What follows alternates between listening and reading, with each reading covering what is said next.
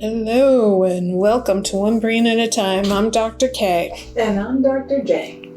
How are you doing today? I'm doing great. I had a great night's sleep and I am raring to go. And we had a double dipper yesterday. Twice in the ocean.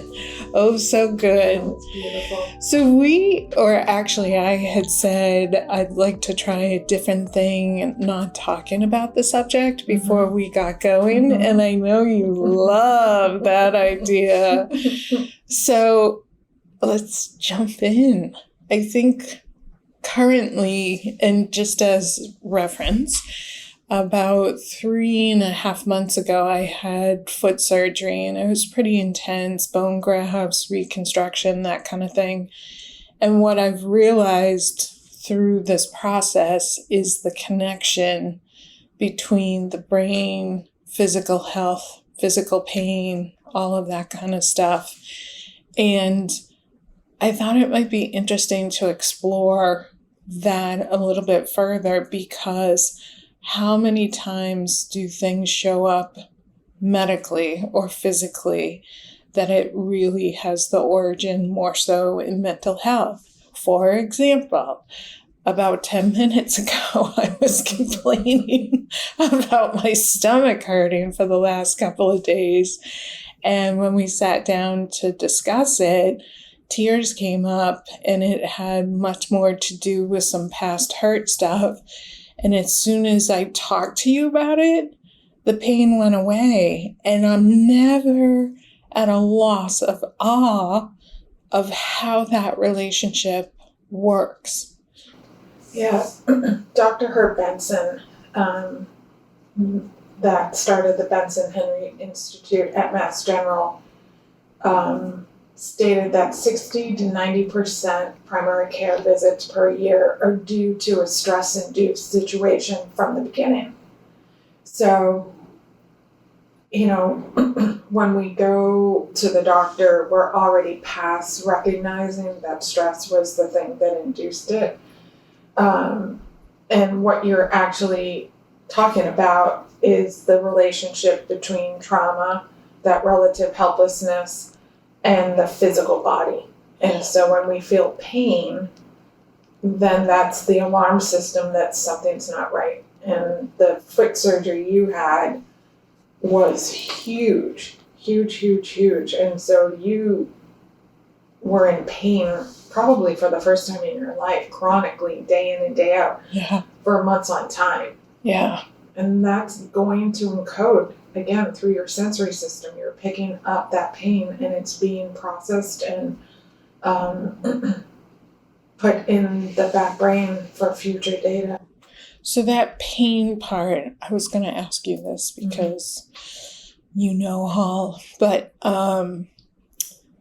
that wiring where the pain registers in the brain, is that the same space in the brain that trauma lives? So there are a couple of things going on. It's the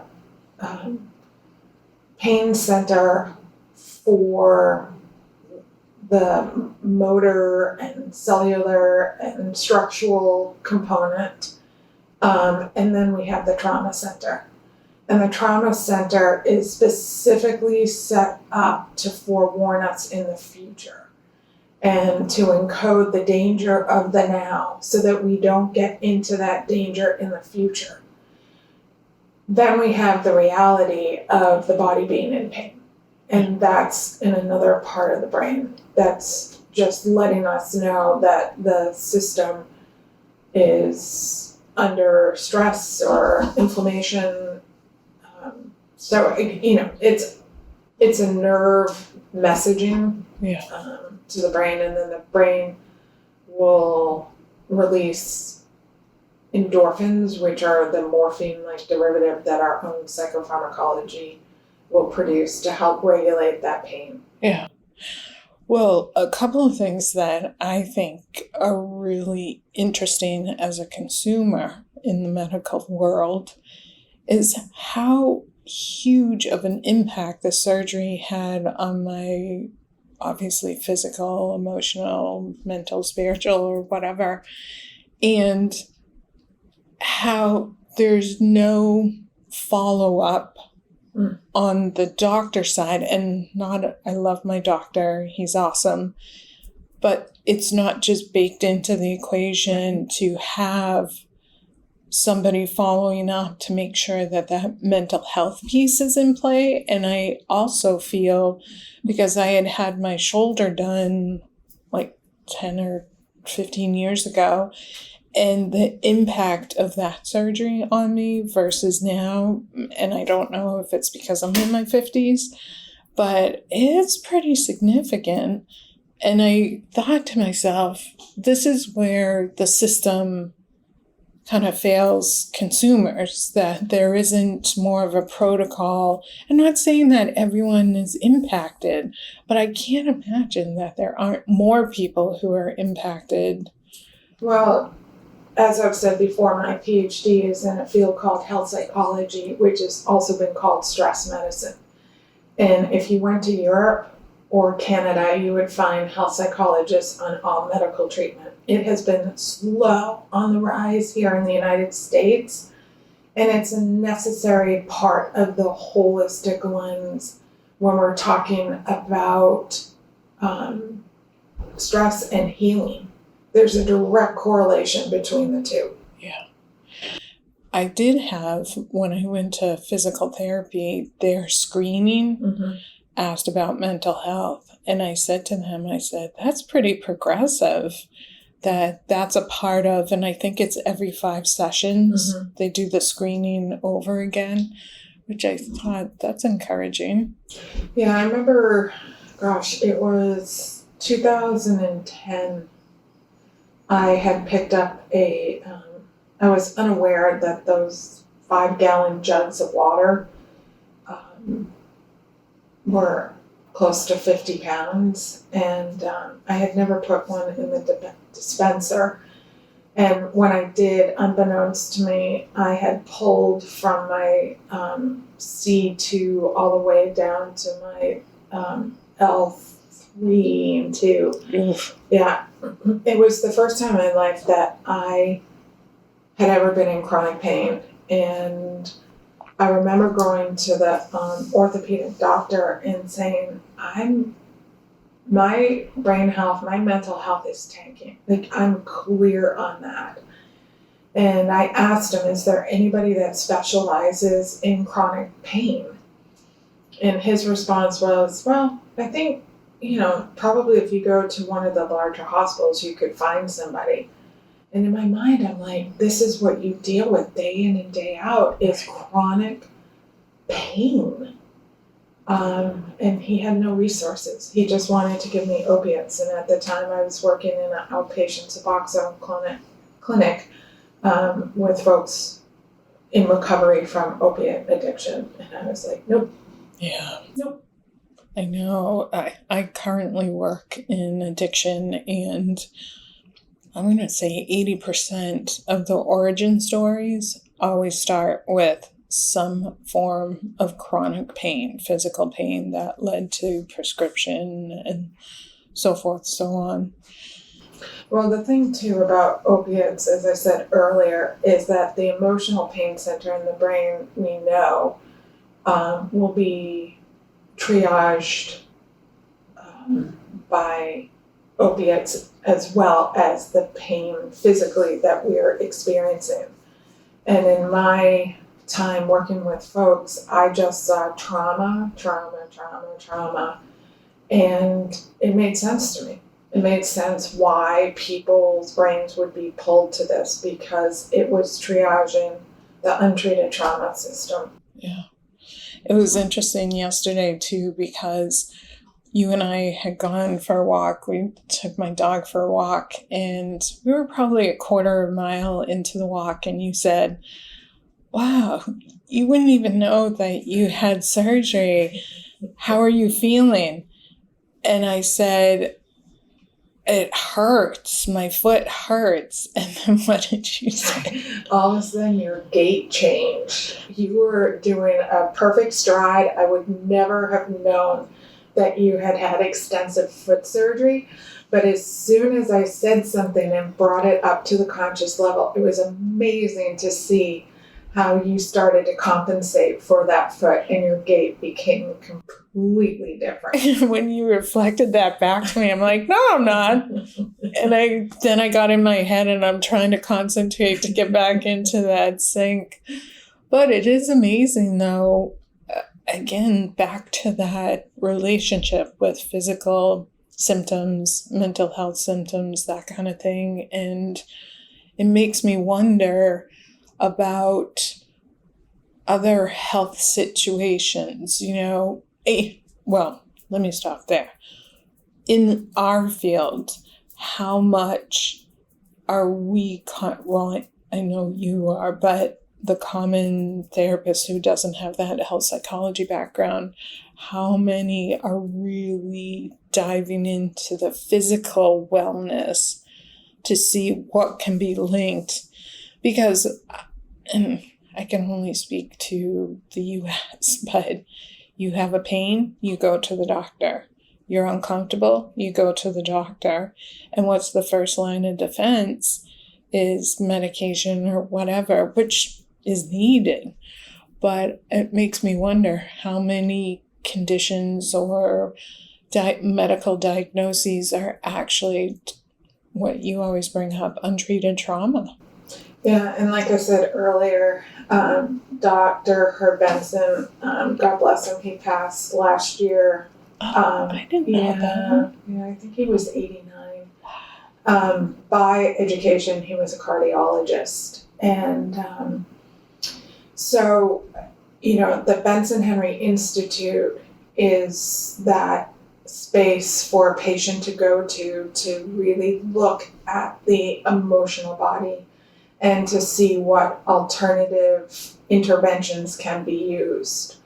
And, quite frankly, and I don't know the exact number, it's something like $40 billion a year that people are spending on alternative interventions for their health. Mm-hmm.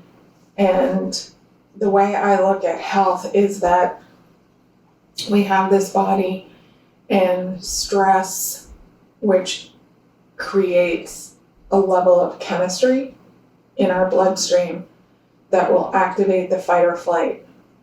And over time in that chronic state, there's gonna be breakdown, whether it's the immune system or inflammation or an organ, there's gonna be something.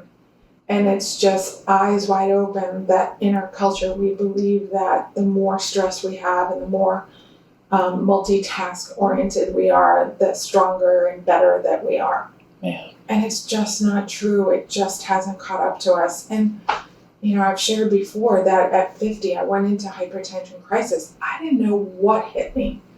And what I can say is that was so traumatic to me that just recently I started to get some pain in the back of my head, and my immediate response was to get my blood pressure cuff to see if my blood pressure was up. That's a trauma response because I had a trigger to a physical symptom that has happened to me in the past. Right.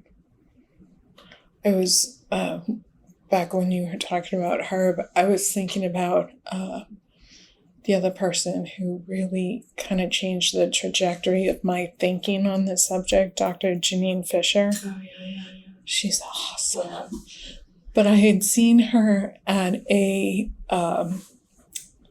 she gave a presentation, this was probably 20 years ago, and I was a newer clinician, and she was talking about somatic psycho, and she gave a example that I have used throughout my career because I just was so fascinated that she had a client come to her, I think I'm just going to make this stuff up because my memory's not what it used to be. But say it was a 13-year-old girl who one day got up and couldn't walk, had a foot, I believe, that just didn't function, and had gone through all of the battery of tests, specialists, everything under the sun, I want to say for about a year or two. And somebody suggested booking an appointment with Dr. Fisher, and went. And within 4 sessions, and I think her approach was, let's give that foot a voice. And so she took this, who was now probably 14, 15, client, and created a whole narrative according to the foot. And what it boiled down to was, I can't take another step. Mm. And at that point, that's when the trauma work started. And subsequently, I found out that there was some significant repressed stuff in the client. But I tell you, I heard that. And then, of course, it's, what do they call that? The medical student syndrome, where you hear something and then all of a sudden you apply it to. So I'm driving home and I'm like, oh, given narratives to all my aches and pains. But I will say that I have had migraines my whole life, and ocular migraines. And what I realized was that once that sight starts going, I just can't take in the world anymore. Mm. And it's almost like my body shuts me down to take a moment, because it takes about an hour for it to pass through.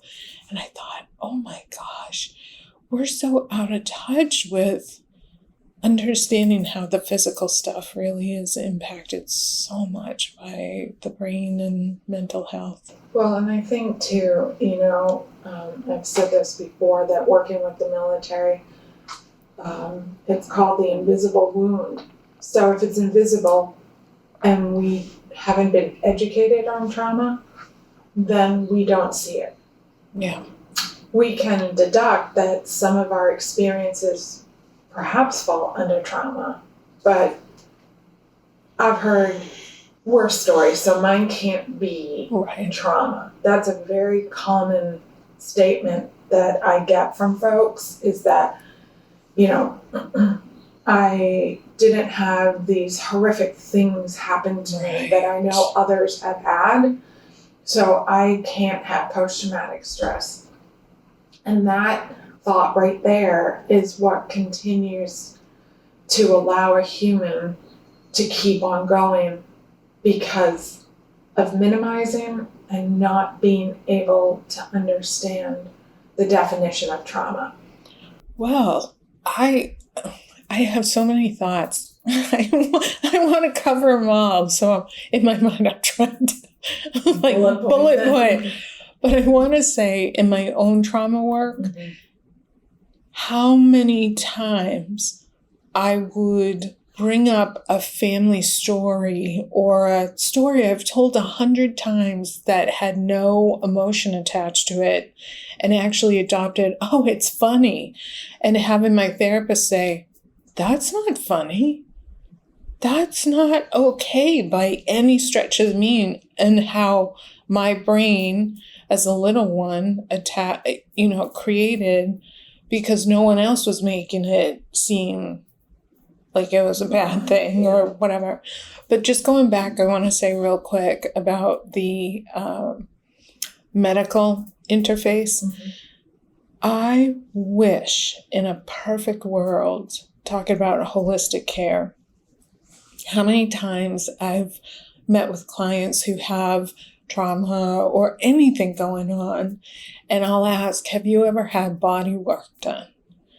And most people are like, what is that? And I'm saying reflexology, massage, anything like that. And most people say no. I wish that I could refer my clients to get massage, to go to yoga, to do, but all of these things are out of pocket. Right. And it's never made sense to me why insurance companies don't pay or cover that, because I think long term, it would benefit and be such a proactive measure in someone's overall health. And it speaks to more of this topic of how medical, I just don't think we have it right all the time. I remember having a soldier come to me, and his drinking had gone through the roof. And we were just talking, and he disclosed to me that he had just been diagnosed with a chronic medical condition that actually could have discharged him. And so we looked at this about trauma, that you're young and all of a sudden you have this diagnosis that in worst case scenario will kill you in 30 years. And in that process, it will deteriorate parts of your body, and you didn't invite this diagnosis into your world. It's understanding that all of these things, when they happen, we are blindsided because we didn't okay it and we didn't invite it in. And that's the space where trauma happens. Mm-hmm. Yeah, it's not fun. It's not fun, especially still in it with recovery with my foot.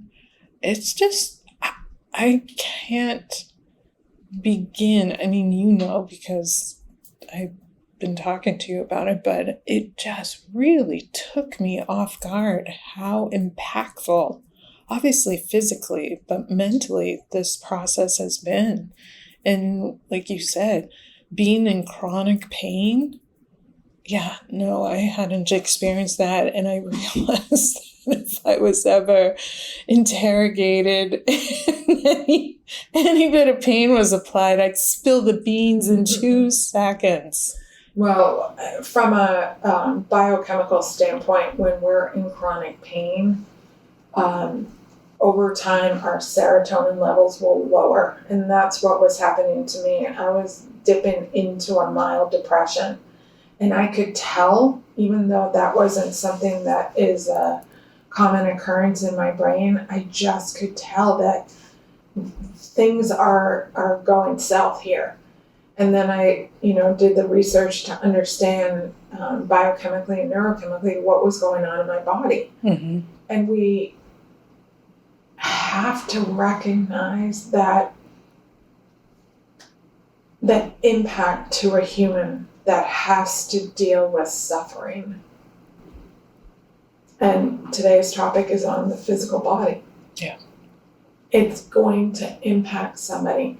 And they may not show it outwardly, but they're experiencing it in the silence of their mind and in their body. What about, I just kind of a pivot, but I was thinking about that concept of chronic pain and how I'm mildly obsessed with documentaries on ultra runners, Mm-hmm. people who run 100-mile races, 200-mile races. I watch these documentaries and I'm in awe of them pushing through that pain. And there's one runner who I'm a huge fan of, and she looks forward to it. And in my mind, I'm like, what? Like Ken, the one who will spill the beans with one, and how she and a lot of these athletes talk about the pain cave and how they learn how to go into the pain cave. And it's almost like a dissociation, if you will, that they enjoy the pain and pushing through it. And I'm like, oh my gosh, I don't know. I mean, I haven't watched that. you haven't. It's not a topic that interests me. But Wait. It isn't? Yeah. I just have to share, we were watching the show Tough as Nails last night, which I love, which is a competition show with that guy from Amazing Race, Phil. And he puts a bunch of blue collar workers together and they compete for money and whatnot. And The thing last night was bagging dirt or something, and I turned to you and I go, I think I should sign you up for this show. And you're like, I don't think so.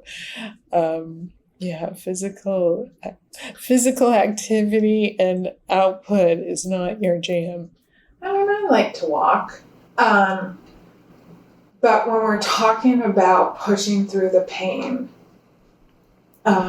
there's more going on.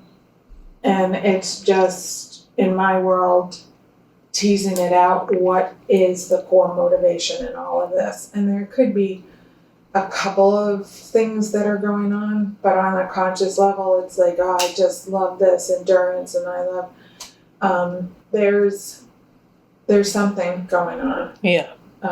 That pushes a human to go beyond. Yeah. Besides, just winning a whatever marathon or whatever. Because honestly, science has shown us that that level of exercise actually impacts the brain in a negative way. Marathon runners, the pounding and the. Well, I can't. I don't know enough about this to speak on it, but I just think that when you're using the body, you're burning, for lack of a better word, all the nutrients that keeps the body going in a direction. And when it's a chronic state of, fleeing, if you will. I think it's hard because there are just people who are born into this world with ability that not everyone shares. And this woman who's a long distance runner, she'll eat McDonald's. Like, she doesn't get into the science of how to refuel and do all this stuff. And she's at the top of her game. It's hard because somebody would compare themselves. And I think she's just a unique individual, just like other people. But anyways, all of that being said, there was a documentary I watched that was actually in Vermont, and it was the 100-miler race. And they were interviewing runners, and there was a guy, I think at mile 50, and they said, how's it going or whatever? Why do you do this? And he said, show me an endurance race, and I'll bet half the entries are in recovery. Yeah, that's what I'm saying. There's a core, and each individual is going to have a different core. Yeah, I do love those documentaries. So, that was the first topic I wanted to talk about. The second one kind of relates a little bit, but it's a conversation we had a couple weeks ago where your knickers were in a bunch or your clams were really steamed, as they say. And it's... I know exactly what you're talking about. That love Mel Robbins. Love Mel Robbins. The High Five, isn't it? The High Five book or something? Yeah, something. Yeah, love that book. But she had said something on her Instagram, and this is nothing directed to Mel because this is in common culture vernacular, but the idea of emotionally eating. So I'll just preface this conversation with that my research for my dissertation title is Stress, Biochemistry, Food, Perceptions of Primary Care Physicians Working with Obesity Patients. I've had some people in my life that wrangled with obesity, and I just couldn't understand how they let themselves get to that size. And so growing up in an alternative world, I just knew that there had to be something else going on. And so that was my research. And having worked in substance abuse, again, it's recognizing the amount of shame that humans carry. They may not disclose it, they may not be consciously aware of it, but it's there. And we're in a society where, well, the last time I looked, 67% of the American population is overweight or obese. I mean, that's a staggering number. And what I realized through my research is that 85% of folks who are wrangling with obesity have a trauma history. And having worked with some folks over the last 20 years that are wrangling with obesity, I've found that trauma in them. And so when we use the terminology emotional eating, first of all, it degrades emotional, that somehow it's a weakness. And then we've got to eat in order to manage our emotions. And what I learned was nutritional chemistry. So we are not eating carrots and celery that put on weight. That's not how we get to a place of being overweight or obese. We're looking at fats, sugars, and carbs. Carbs break down into glucose. And any type of nutritional chemistry we ingest is going to have a biochemical breakdown within our body.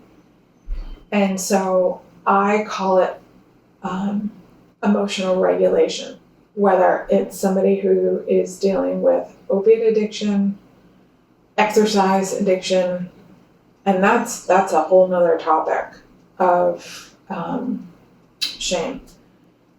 But what activated me was the amount of shame that was in this post, and this individual was calling out their alleged emotional eating, and then the followers started joining in about their emotional eating. And again, that core, that's the part that's missing in the medical framework of getting deep, of understanding what is it that drives the brain to crave. And everything we crave has a chemical component to it. Every chemistry is going to fill the gap that has either been depleted or organically where you don't have enough. And food is something like alcohol that we can go into a store and buy.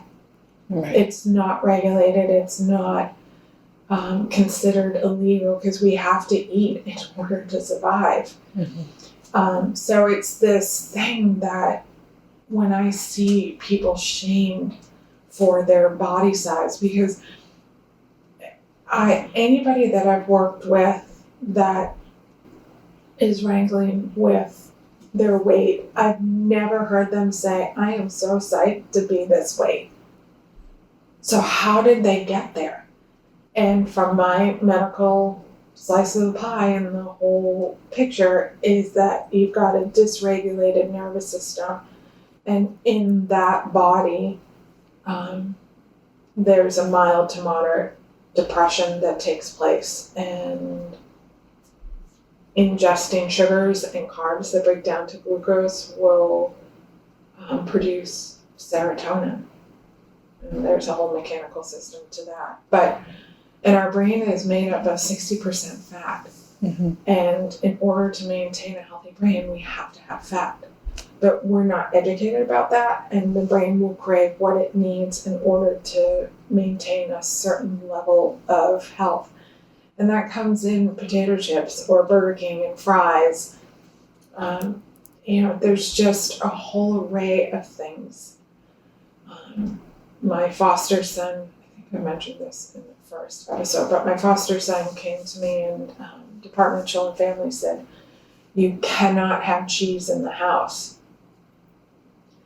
And I was like, what? And so I did some research, and it was right there that cheese has a a chemical component called casomorphin, and the morphin is a morphine-like derivative. So this kid, who's a now grown man, had a horrific abuse history. And so, unbeknownst to him and everybody else, he was trying to triage that through cheats because he would get a moment of reprieve.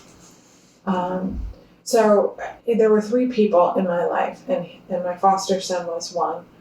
And I had 2 others that really were the catalyst that brought me to this research. And it makes complete sense. And so part of my passion is to push out, well, we had to have a social change component to our research, and mine was to de-shame obesity.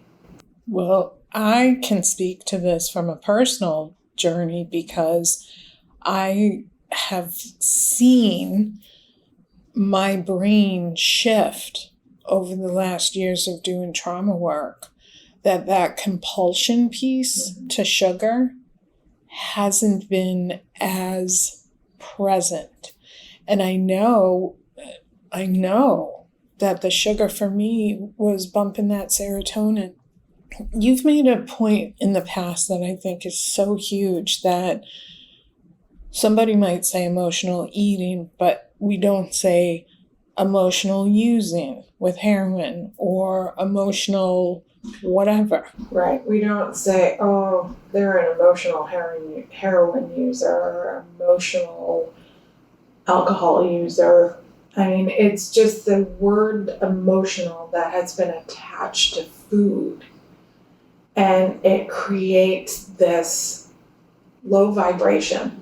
And people know what I'm talking about when they put those 2 words together, emotional eating. There is absolute shame that you can't survive any other way other than eating. And my research brought this into the medical template where it's not about you're eating your emotions or whatever people say. It's about chemistry. And that chemistry is in need because of the body makeup and the untreated trauma. And so people who are thin judge people who are not. And they, again, have aligned it with shame that you're just lazy, you're not disciplined, you're not. And in my research, what I realized that dopamine and serotonin are our 2 biggest neurochemicals for mood. And when dopamine has over 500 jobs, and one of the things that it does is help our muscles. And if we don't have enough dopamine, then our muscles are going to become exhausted. So it makes sense to me why not just the weight that a human is carrying, but there's a lot more going on chemically within that body that is creating the thoughts of I can't. And also, with the chemistry in mind, is how many times do you hear people who are like, I'm eating right, I'm exercising, and I can't lose weight, or the weight's not coming off. And that stress hormone, if you're under stress, your body's in protection, and it's not going to work at the efficient level of the engine to burn stuff. And so people, I had a client, I'm like, you're actually working against yourself because you're so stressed out about not losing weight that your body's going into stress response, and it's not going to let go of that fat because feels like it's under attack. Yeah, for me, the person that I think about is the trainer from The Biggest Loser, who, I mean, by physical standards, was a disciplined eater, exercise, and yet he was in his 40s and he had a massive heart attack. Like, he was on death's door. And yet he was doing everything by cultural standards to maintain health. And what he came out of that near-death experience was, he had never addressed his emotional body. And what people have to understand is that the emotional body isn't this intangible, it's truly chemistry. And so when we're talking about the emotional body, we're talking about the chemistry. Dr. Carolyn Pert was a part of my research, and her book is Molecules of Emotion. And it really breaks down just how much how we feel has to do with the chemistry that's in our body. And so it makes perfect sense that we're going to crave other chemistry. Yeah. Do you know he's a hot yoga instructor now? Oh, gosh. Oh. I love hot yoga. I just started back this week and talk about chemistry. I always say to my clients, because it's what I do and I know you do, using myself as my own science project. And I hadn't been to yoga in, probably a year because of the pain that my foot had been in prior to surgery, and just kind of being a little bit like, oh, I'll go tomorrow, one of those things. And the first class I went to, the night and day difference with my mental state from when I went in to when I came out, I was like, oh my gosh, I have to get back into this practice because it regulates the chemistry. And obviously, because I've been sitting around for 3 months not moving, which has been torture. But well, and I just want to leave people with that if you've got a pattern online and it carries shame, what you need to understand is that there is something below that is driving the behavior. And it's understanding that, at least from my professional lens, there's something going on with your brain. Whether there's an undiagnosed traumatic brain injury, whether there's a level of chemistry that needs to be regulated, whether there's untreated trauma, there's something going on below the behavior. The behavior is just the symptom. And it doesn't mean that the behavior doesn't cost us, but focusing on reduction of the behavior is not going to, I want to use the word cure, but that's not what I'm trying to say, is not going to rectify things. And we saw that with the bypass surgery in the 90s, that it was something like 80 to 90% of bypass patients became alcoholics because they had to switch their chemistry. Well, I was going to say too, with education, how many conversations have you had just on basic nutrition that people don't understand the impact of food in the body versus fuel in the body, and how much is coming out about gut health? And how I read something that kind of clicked for my brain, that it was saying how with body intelligence and whatnot, if I eat an apple, or I eat whatever, organic, whatever's grown and on the earth, excuse me, that my body intelligence, my stomach, everything knows what to do with that. And so it's moving through a smooth function of burning fuel and whatnot. When I put a Twinkie or a fast food burger or something, the body doesn't have knowledge of what that item is, and so it works against it, and it has to work extra hard to turn it into fuel. And what was interesting was how many chemicals, like we think about the brain having all these chemicals, but our stomach have the same chemicals. Yeah. And so if I eat something that is not natural fuel for my system to process, then it can send messages saying we're under attack or we're not whatever. And for whatever reason, that image made sense to me, that over a long period of time of putting non-fuel stuff in our system can really impact mental health in a very profound way. Well, and that's where people will start to develop inflammation in different parts of their body, and it'll manifest. It's again one of those things that we have to be aware of this trauma system, and I'm very well aware of it, and it still catches me today. Yeah.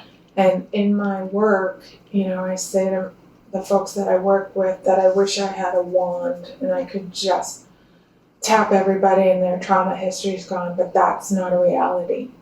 It's about the recovery time, and it's understanding what's going on. It's when we don't understand what's going on that further traumatizes us.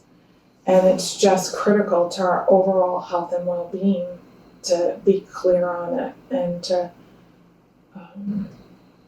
understand why we fire some of the thoughts and have the emotions that we do. Well, those were my two topics to cover. Kind of deep dive into some things that were on my mind, and both super important. And I think also too, as we had talked about with this podcast, is trying to cover topics that might be helpful for the general audience to hear. And I think pain management and tuning into yourself and physical pain, and maybe doing a little exercise from Dr. Fisher's vantage point. If you've had a chronic situation, sit with it and give it a voice and see what maybe you hear. And then as far as weight, emotional eating, all of that, knowing that if this is something that has been a part of your journey, that looking from a different lens. Right. And it's, again, it's just looking at these two topics and how we manage them, and how do we manage them without despair and shame. Amen. So is it time to go jump in the ocean? It's time. Next time I'll bring the topic. All right. Take care. Bye-bye. Have a great day. Bye-bye.